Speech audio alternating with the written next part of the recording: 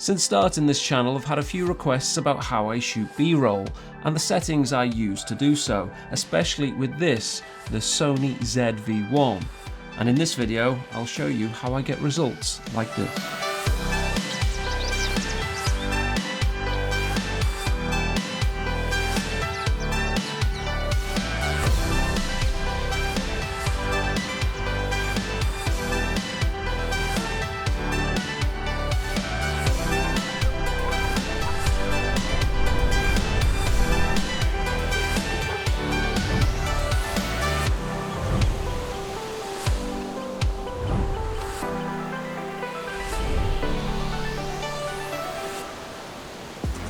Now, I'm not the first person to shoot slow-mo B-roll, and I certainly won't be the last. I love the floating, calming effect that these shots have, and if you're watching this video, I hope you do too.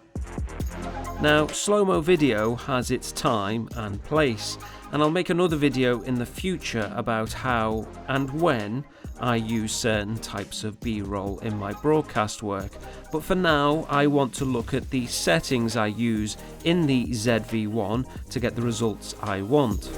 If you're new to this channel, I've posted videos about the ZV-1 and why I think it's so underrated, and some of the results you can get out of this camera are truly stunning considering the cost and the size of it.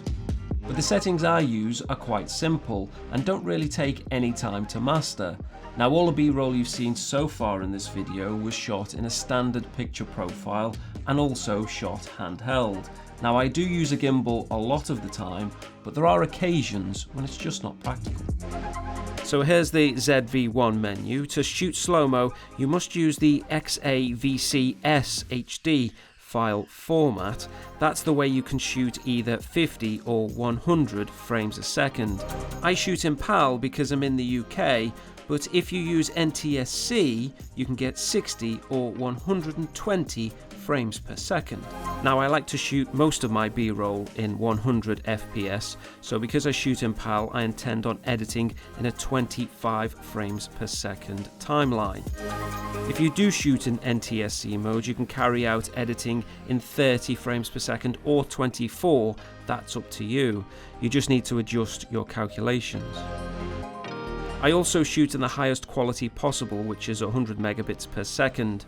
Now, moving on to the shutter speed, I, like many other people, use the 180-degree shutter rule. So for 100 frames a second, the shutter should be 1/200. That way you reduce the motion blur and have a nice sharp finish to each frame. Your aperture can be whatever best suits you for your shoot, but for the soft buttery effect to your shots, use a fast aperture and either get close to the object you're trying to shoot past or simply zoom past it. You'll end up getting the depth of field that you're looking for, and finally, don't forget to lock your focus onto your subject using the touchscreen. In this example on the pier, I've focused on the decking and everyone in the background is blurred.